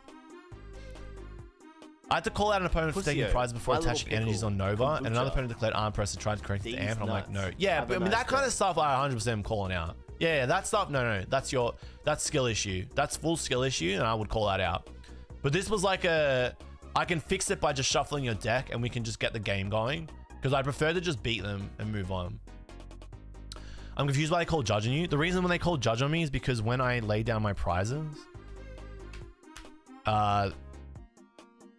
I moved my stack back like this and a card got revealed like that. It was just like a flick of the finger and it was bad. I would have called judge too, but because the game hadn't started, the deck could be randomized. The card just goes back in. They randomize my deck and then I draw my first card for turn, and that's the judge ruling. So the judges ruled it. 3 different judges ruled that. Resolvable, right? You just randomize it and then the game starts and then I just draw the card for turn. But they were just like adamant. It went for 6 minutes. It was a 5-minute judge call. And I was just like, I'm sitting there with nest ball in my hand. Not that it matters, right? Why would anyone call judge on that? I don't get it, because there's information that I didn't have, right? But it's irrelevant because the game hasn't started. You understand? So if you, let's say off Explorer's Guidance, you draw 7 cards, right? Let's say you draw 7 cards, right? Off Explorer's Guidance. That's additional information. That is a DPL because you've gained additional information from a gameplay error major. Explorer's Guidance only lets you look at 6 cards. But if you draw 7, right? You've got an additional information. That's a DPL. Before the game has even started, there's no additional information for me to gain because the game hasn't begun. And I don't have any information. And because the game hasn't started and it's resolvable, they just shuffle the deck and randomize the deck again, and then the game starts. 3 judges deemed that the call. The head judge deemed that the call. That was the head judge's decision. It was reversible. It was resolvable. And I think in general, it's always better when a game state can be resolved rather than get a DPL for it. As long as it's within the rules, which that was. So it was full chill. I would have shuffled the prizes back in, then relayed them out. I just let the judges do their thing. So, you know, if they wanted to put the prize back in and then do it. But it's fully resolvable. It's fully resolvable. But I think when it gets to like a win and in, people get like a little funny and they, you know, they're doing whatever they can to get an advantage. Honestly, just win. Just win. It was after setting up prizes. They are basically auto losses. They're lame. I think because they determined that it was an energy, and it also depends on your deck. So they looked at my deck in the RK9, I believe, and they found that it was an energy. So I play 7 dark energy. So even if I prized 6 dark energy, there's always going to be 1 dark energy in the deck. So it's not actually extra information. Maybe it would have been different if I played 4 dark energy, because then I would know that one of my prizes isn't dark energy. But because I played 7, I think that's kind of what saved me. So I think the fact that it was energy is what saved me, because that's the card that I play more counts of than any.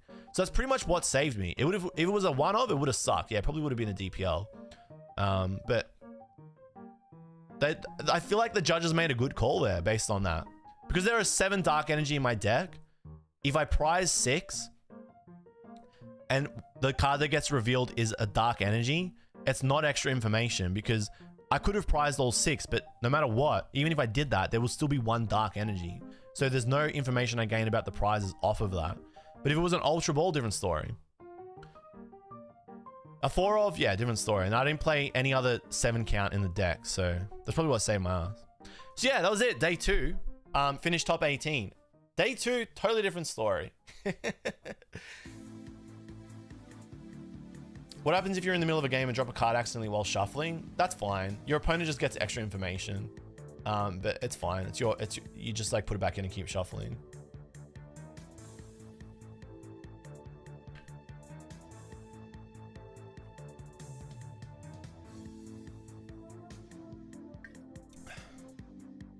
I did see the Meowscarada list. I was talking about that at the start of the stream. I'm going to start playing that. I think it's really good.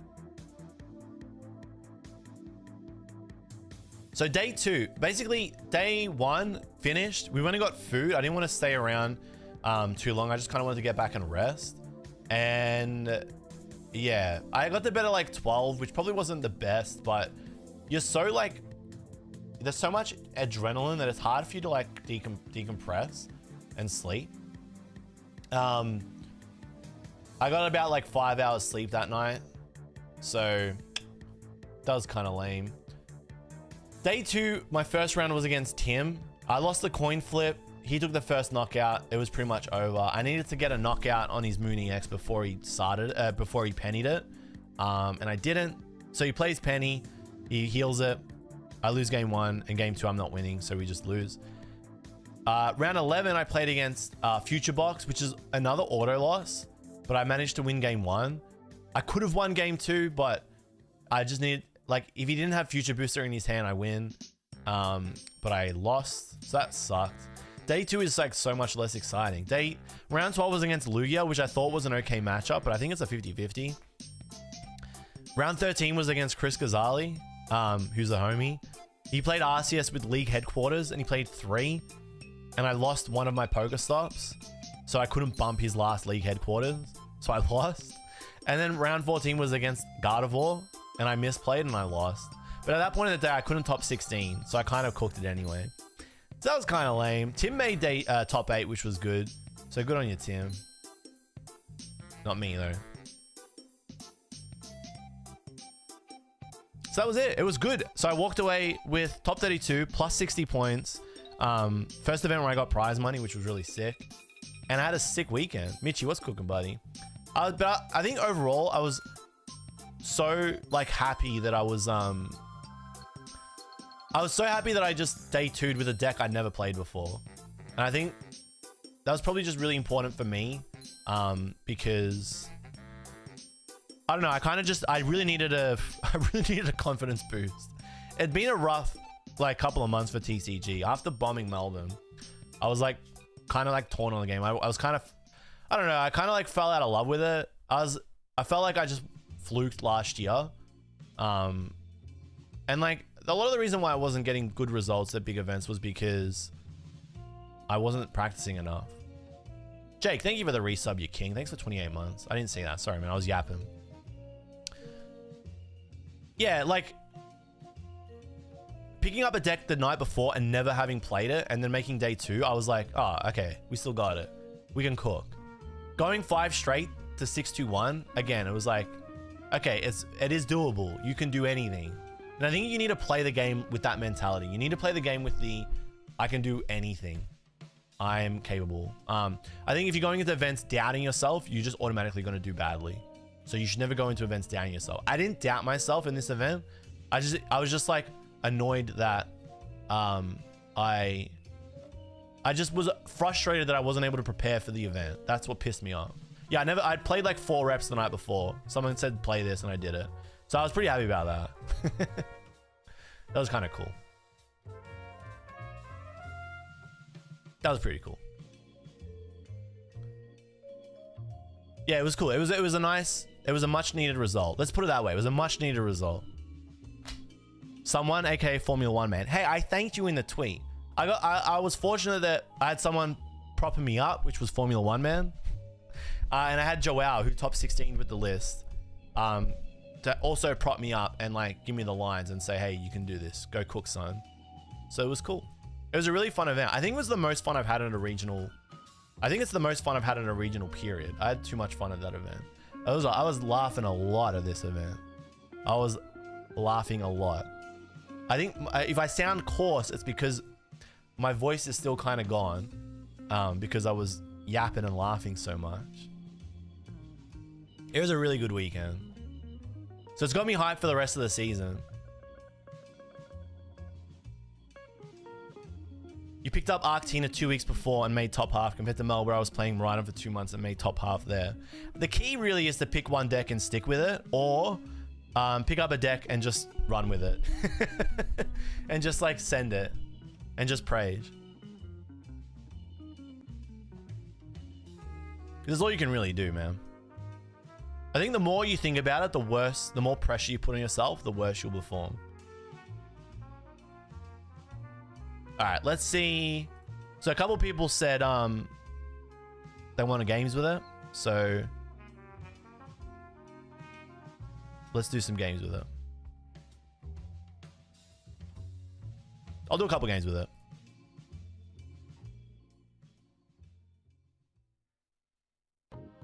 Sometimes overthinking a deck makes you worse at it. Yeah, pretty much. It just completely cooks you.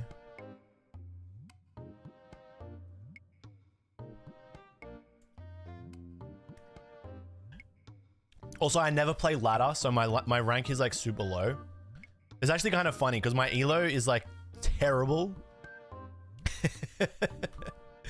And then I come in and play and they're like, why is this like 300 point Andy on live completely cleaning me right now? Yeah, I only played against one Zard, so I kind of got fortunate there. And I just barely lost. Barely lost. So I thought that was pretty decent. But I think one big mistake we had was we gaslit ourselves into thinking that Zard was not a bad matchup, but it is horrible. So the Koraidon start's not great here, but if we can run it, if we can like make something out of it, I think it's proof that the deck isn't too bad. A lot of the time I feel like you can just like make something out of it. So that's pretty good. Hitting that is nice. Do I really want to hit? I think I want to get set up. So energy attach isn't super important to me. I should, technically you don't bench them on until like, you know,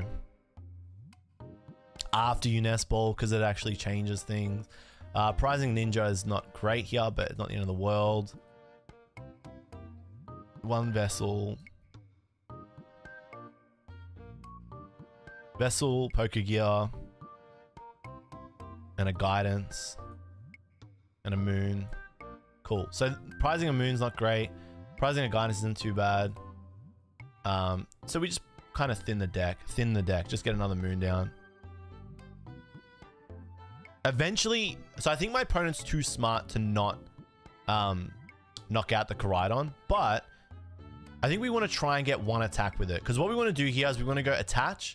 Next turn, we want to go gear, seek, explorer's guidance, get an earthen vessel, get the fighting, and then just put 90 on something, which is not bad.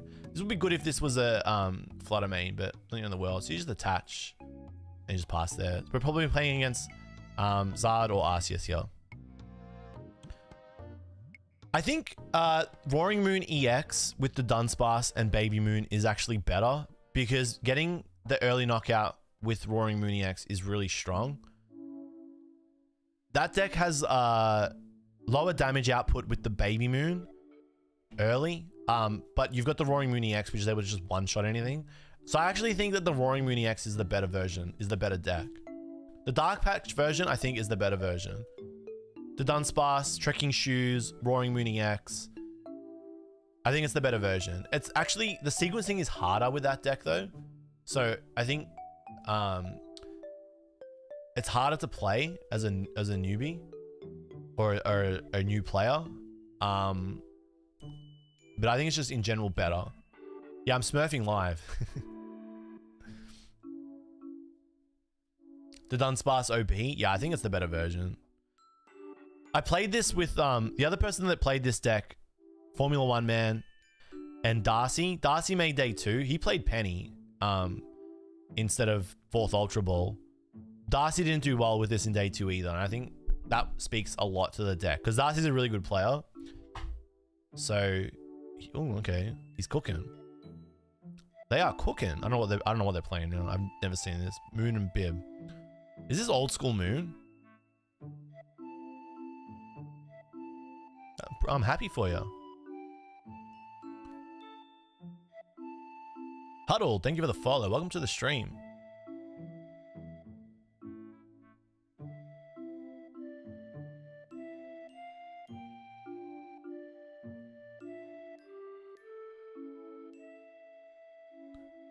I've been playing Ancient Box since rotation. How do you handle situation with late game Roxanne Iono? Uh-oh. Blendy and I broke something. That's not good.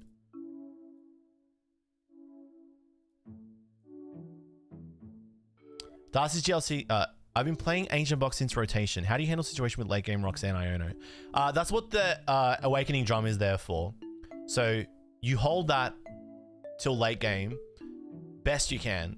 And I feel like you don't really need to play Awakening Drum too early in this deck unless you're pushing to end the game early, which was the only times I would play it early. So you hold Awakening Drum for that situation. The other way is by rapidly thinning your deck so that when you do get Roxanne or Iono to 2 or Iono to 1, you need to like reserve Poker Gears so that when you get to like a 12 card deck, Gear is hitting Sada, and then once you hit Sada, you're kind of fine again. So the way to prevent it is by having 2 Moon up, so that when you get Iono'd, you can still attack. It's very important that the turn that you get Roxanne or Iono'd, you have another attacker online, so that even if you fail to set up or like restore your board state or your hand, you at least have the attack for that turn. I personally would play a Roxanne instead of Boss, I think. Yeah, my opponent's getting set up here. If they knock out the Koraidon, I really don't care. They'd have to have like a switch in their hand.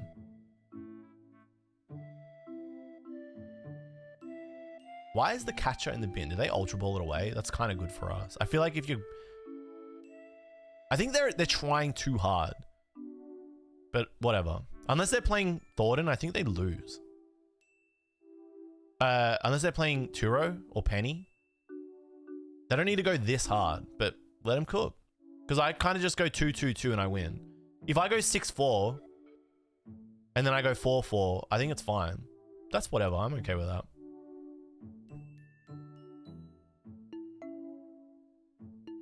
Do need to see a supporter this turn though. Want to see Ancient Booster Capsule and a supporter. So we're gonna thin. I'm playing 3. I don't need a hit here.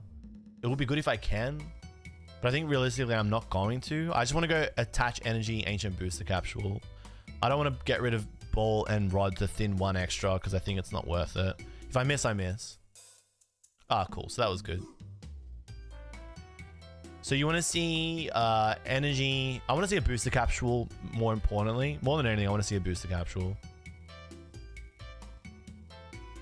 That's annoying. They do still need to hit a stop here, so this is kind of grim.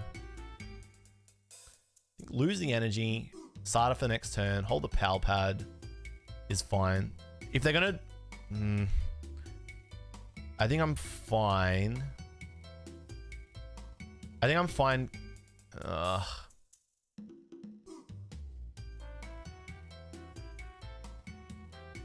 If I miss energy on the next turn, I'm kind of boned, but I'm not one hitting anyway. We're gonna do that. So we just lose this. This could be wrong, could be right. This is too precarious of a booster capsule does nothing. Booster capsule means that they need a frenzied gouging or they need to put a stadium down to hit 200. Booster capsule is important there. Because booster capsule means they got to hit, they got to get a Pokestop down to hit 200 or they need a frenzied gouging. If they frenzied gouging, then they lose. What? Calamity Storm. They put a, they do 220 if they get a stadium down. So booster capsule is good there because it stops them. What? Booster capsules, yeah, okay, so it doesn't matter. My bad. You're right. You're smart, I'm dumb. My bad. My bad. Hear me out. Lecky in this to get back the unnecessary items you're forced to discard. The problem is you just don't have space for it. I mean, they're rapidly shredding their deck. So if they keep doing that, I can mill them at the end of the game, which is actually kind of funny.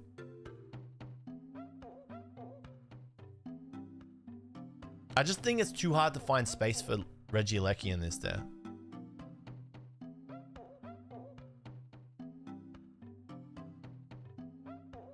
I would like to see a Pokestop in my next turn. That's pretty bad. Is he going to go for Frenzied Gouging? If he goes for Frenzied Gouging, it's fine. I can get the attack off and then we're even again. I think he'd be silly to go for Frenzied Gouging here. I think Frenzied Gouging is bad here for them.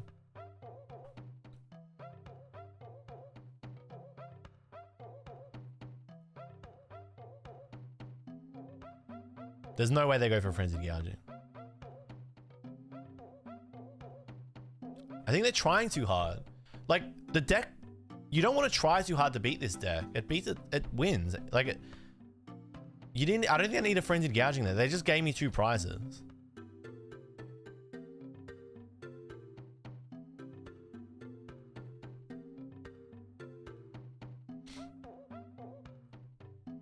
One stop gone. They probably played 2. Alright. Just thin a little bit. Let's get this. Hopefully we hit an earthen vessel. Really got to hit an earthen vessel. Or it has, like, it could be completely Jova. We'll never punish. We'll be fine. Like I said, never in doubt.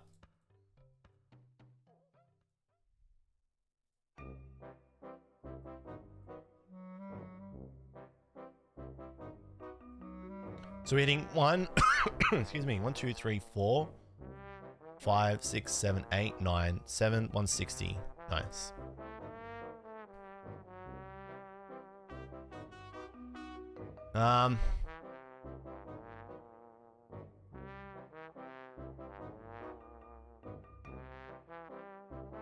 Okay, so I don't think... I think I do want to attach it so that it's an extra card when this gets knocked out that goes into discard. I am kind of thinking maybe I hold it so that it's fodder for something, but I also don't want to do that either because I think it's better I get more cards into discard. So I'm going to attach it. And I want to do Pokestop, but then I give them the Calamity Storm, and I think that's bad. So I'm not going to give them Calamity Storm. I hold that. Because if I put the Pokestop down, they can just hit me with Calamity Storm. And then they don't weaken themselves. So this is good. This is like a really good spot to be in. Formula 1, man. Thank you for the sub. You're a legend. Absolute boss. Thank you for... Oh, comment. You gifted that. Oh, thank you for the gifted comment. And thank you for the sub, you legend. Thanks for 2 months. Boss, man. Alright, he's Thornton. It's fine. Like, I have an attack for next turn in my hand, which is good.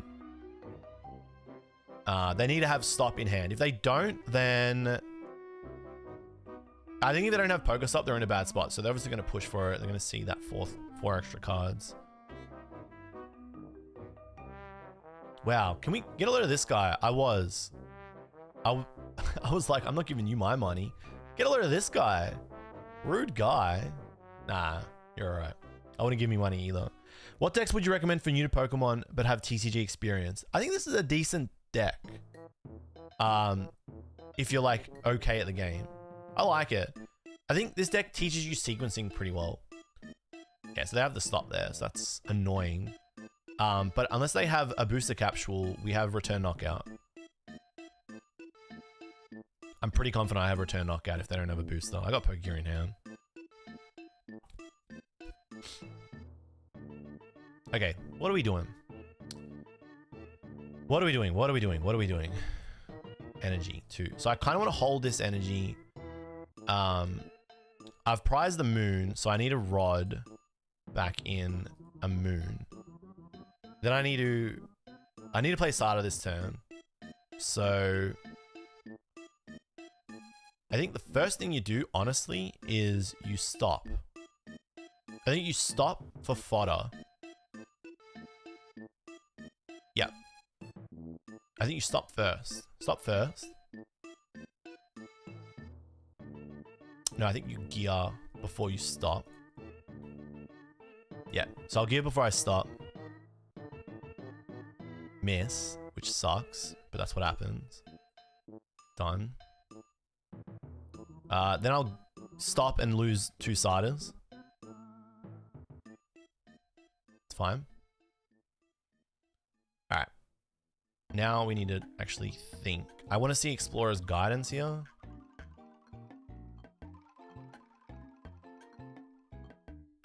Annoying.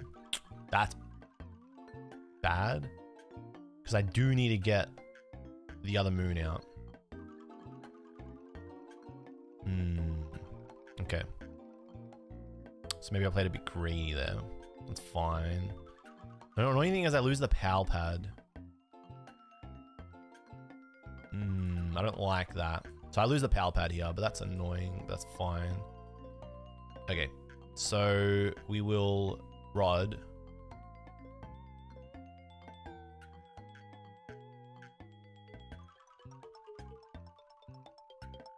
I don't think I can go both.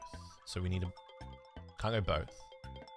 Because I'll fall short on damage. I'm going to put 1 energy back in. Because I want to be able to attach from hand this turn as well. If I don't attach from hand, it's not the end of the world, but... There's 3 there, there's 1 there. There's 1 there, which means there's 2 in the deck. Which means I don't need to put them in yet. I think we literally... I feel like I should put 1 energy in, but I don't want to whiff the chance to hit more ancient Pokemon, so I can try and 1-hit this. That's why I left the other moon in there.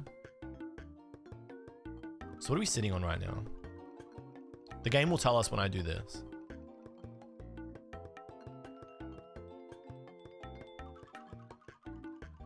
That's good. It's not the best. I don't think I'm going to 1-hit. 1, 2, 3, 4. Oh, the game will just tell me. That's annoying.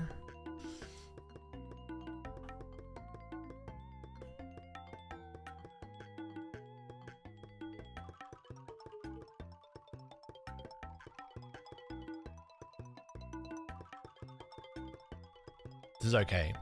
Because I keep up still. It's fine. Because they need to win in 3 turns. I can win in 3 turns before them. Well, I can win in 2 turns. They need to win in 3. So it's actually okay. If they penny this, it's bad. Even if they penny it, I still think on the next turn I'm one-hitting.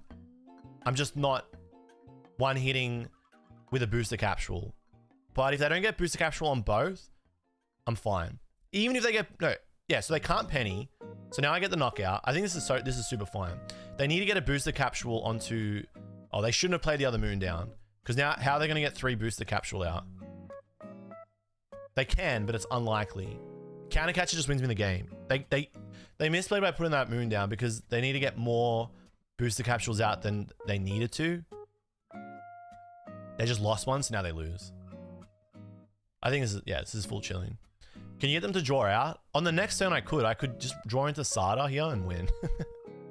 That's actually funny. I can just win with Tusk now because they're on 4. Okay, so they've fixed that. Unless they go back into their deck and get more cards out of it. They're putting energy into Earthen Vessel. If they leave less than 4, I'm fine.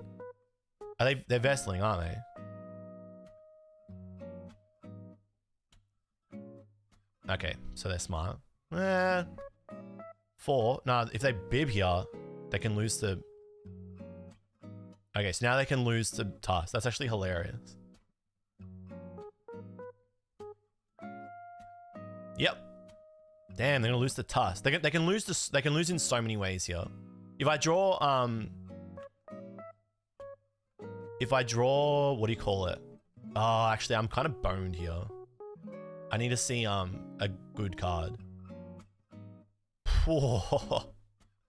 Actually, like, never punished.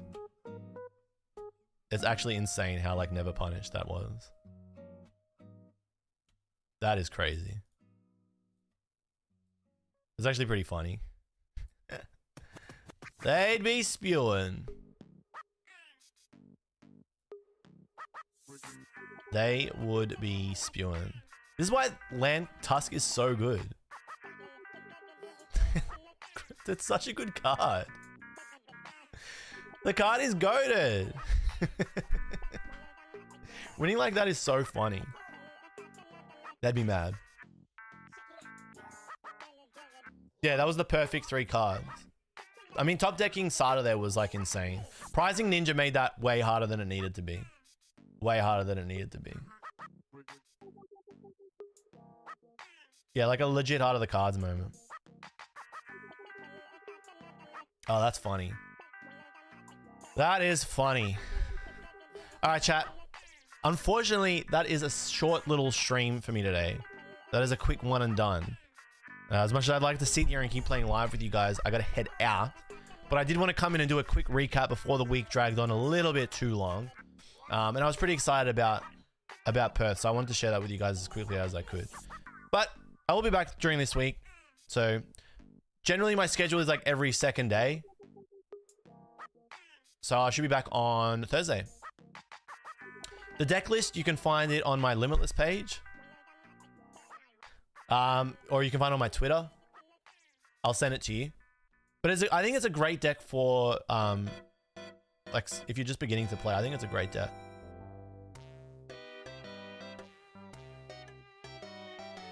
Go Limitless, TCG, go tournaments, go Perth. Click on Julian. You'll find the list there. You can copy it into live. Need a mail day, binder day, Pokemon cards day. You need a Pokemon cards day? We'll get to it. Thank you again, Revel. And congrats again, bro. Revel also day 2, my king. Thanks again, Asteri. Comic K, thank you for the love tonight, you absolute legend.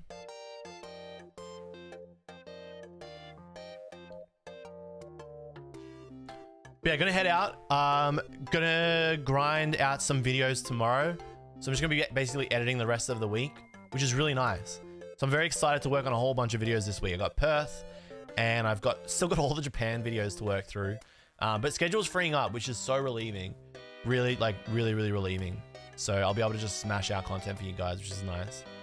Yeah, there's a whole bunch of Japan vids that I still haven't edited, so sit tight. They'll be coming out over the next month and a bit. I mean, I have to if I go to LA, if I go to LA regionals and anything I see, I have to get all this stuff out. So non-negotiable. But yeah, LA is looking like 60, 70%. I just got to have a bit of a chat. Make sure it works for me and my partner, not just me. But yeah, definitely wants to, which is super important. The fire is there. And I think I'm going to be, I think what I'm going to do is I'm going to grind for NAIC and LA irrespective of whether I'm going, and then make the call. Because I like competing. And if I can do it with a certain someone, a buddy of mine, then I think it's a no-brainer. So also like free videos out of it too. That's 2 sick videos. I flew to America to play Pokemon. Come on. The video writes itself, people. All right, I'm gonna head out. Case Kick, thank you as always, you legend. ZD10, always good to have you in the chat. Madman, truly the insane man.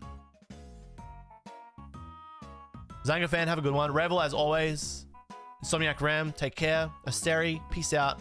Thank you again. Comment. Formula 1, take care. Sombra, always good to see ya. Most of everyone in my group didn't make it to day 2, but at least one of our boys got on stream. Is this Orlando? What a legend. You love that. Love that for him, man. That's sick. You take that. Zero Intelligence, have a good one.